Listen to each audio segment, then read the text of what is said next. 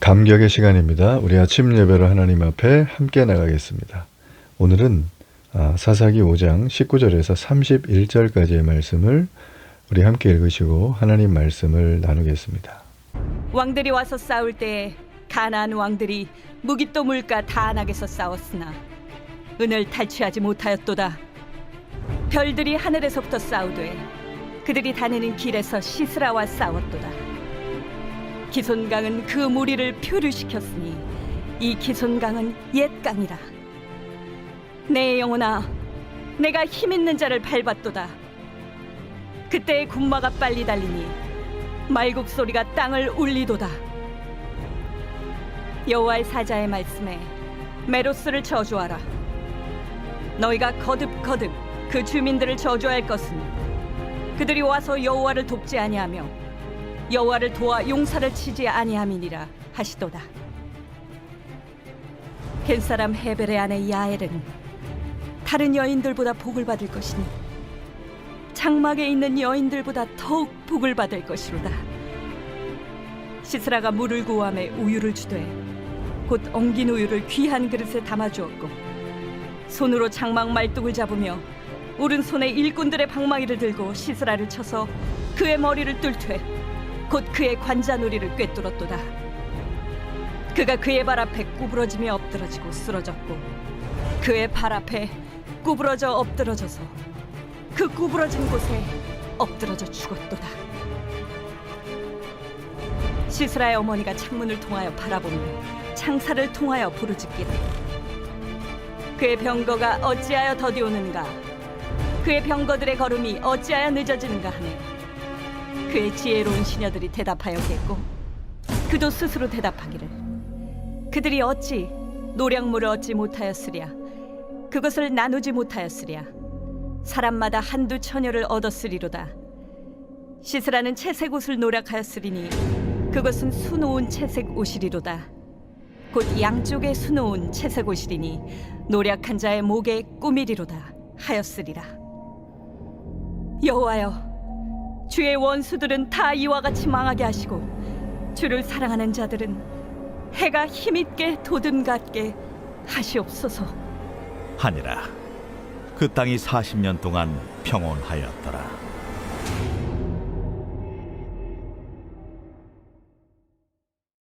모두가 인생을 살아갑니다. 너나 할 것 없이 다양한 모습으로 인생을 살아갑니다. 그러나 그 인생은 시간이 지남에 따라 굉장히 이 대조적인 결과를 가지고 온다는 거죠. 특별히 하나님을 믿는 성도들에겐 이 믿음이라는 주제가 인생의 굉장히 큰 결과를 아주 극명하게 가져온다는 것을 알 수가 있습니다. 우리가 믿음으로 하나님을 신뢰하고 믿음의 삶을 살며 이 땅 가운데 주의 사랑을 전하는 사람은 자유와 기쁨을 누리죠. 그로 인한 선한 열매인 평강의 복을 누립니다.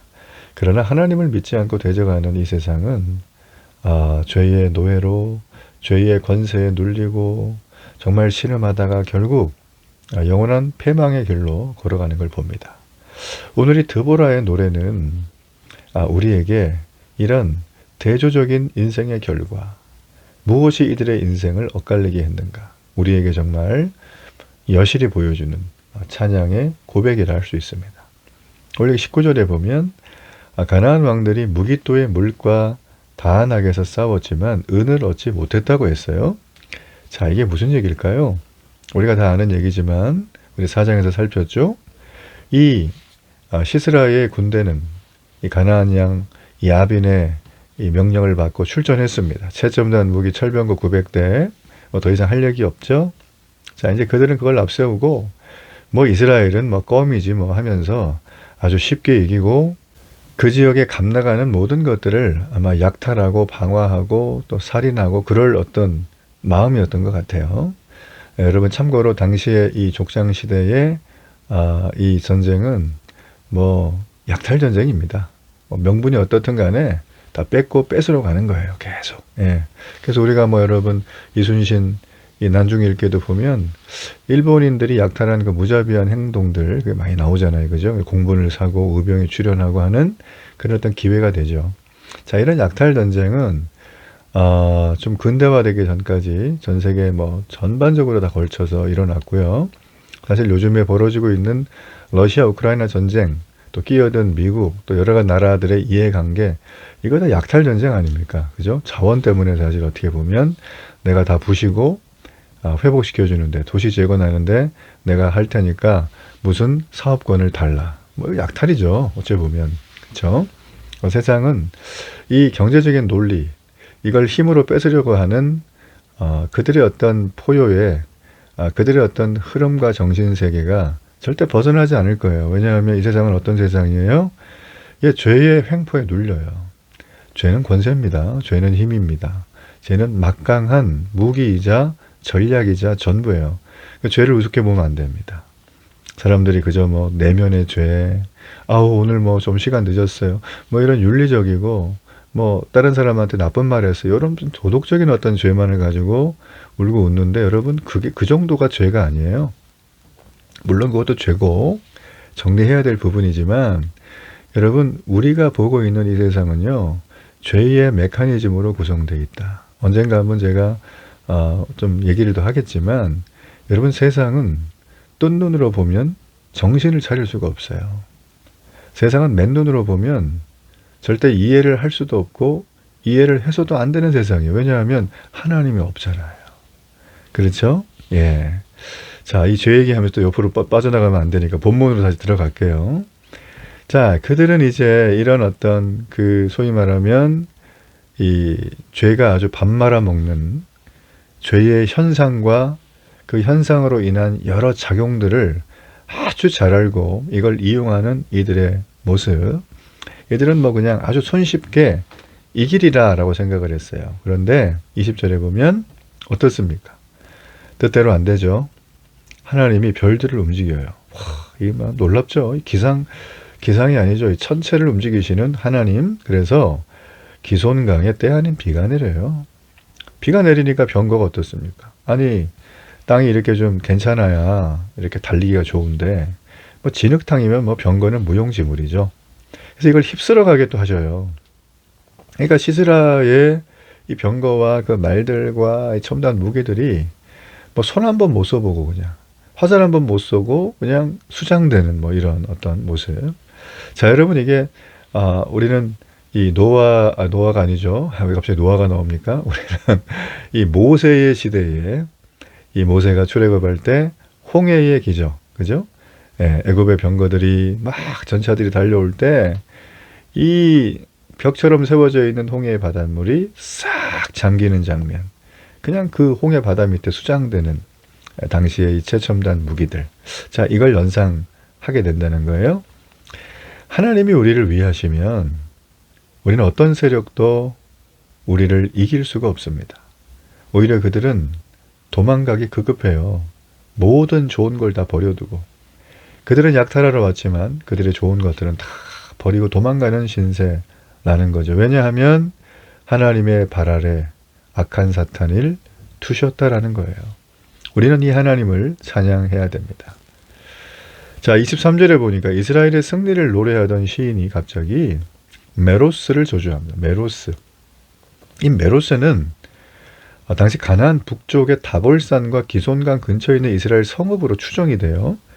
이곳 사람들은 드보라의 간곡한 부탁에도 불구하고 전쟁에 참여하지 않아요. 그래서 저주를 받습니다. 예, 하나님이 친히 이끄신 전쟁이죠. 예, 그런데 이들은 그 하나님이 이끄신 전쟁에 그냥 숟가락만 얹으면 되는데 손가락 하나 까딱하지 않아요. 여러분 보십시오. 하나님의 백성이 자기의 역할을 피하면 책망받아 마땅합니다. 하나님의 뜻에 순종하는 것이 최선의 공격이자 복받는 길이에요. 자, 반면에 너무나 대조되는 한 그룹이 있죠. 이방인이에요. 그 여인의 이름은 야엘이죠. 헤벨의 아내 야엘. 자, 하나님의 사역에 동참을 해요, 이 사람이. 그래서 어떻게 됩니까? 엄청난 복을 누려요. 메로스를 향한 저주에 이어서 정말 혁혁한 전쟁의 공로를 세운 이 야엘. 그는 24절에 보면 칭찬과 축복이 선언이 됩니다. 겐 사람 헤벨의 아내 야엘은 다른 여인들보다 복을 받을 것이니 장막에 있는 여인들보다 더욱 복을 받을 것이로다. 참 이 복 얘기가 계속 나오죠. 예, 보러복복 복이 나와요. 트리플 복. 참, 뭐 이 사람한테는 복이 비껴갈 수가 없겠네요. 축복을 받았으니까. 자, 이 여인은 이 여인의 어떤 행동이 이 전쟁을 참여하는 방식이 사람을 죽이는 방식이 어떻게 이렇게 야비하냐. 우호적인 관계를 야빈과 맺었는데 왜 이 사람은 그걸 다 깨고 자기 살겠다고 이렇게 비열한 짓을 한 것인가? 뭐 이런 어떤 해석을 하는 학자들도 있지만 사실 여러분 이런 어떤 좀 약간 복잡한 해석의 뉘앙스가 있는 구절을 볼 때는 구절에 집중하면 안 돼요. 앞뒤 문맥을 봐야 돼요.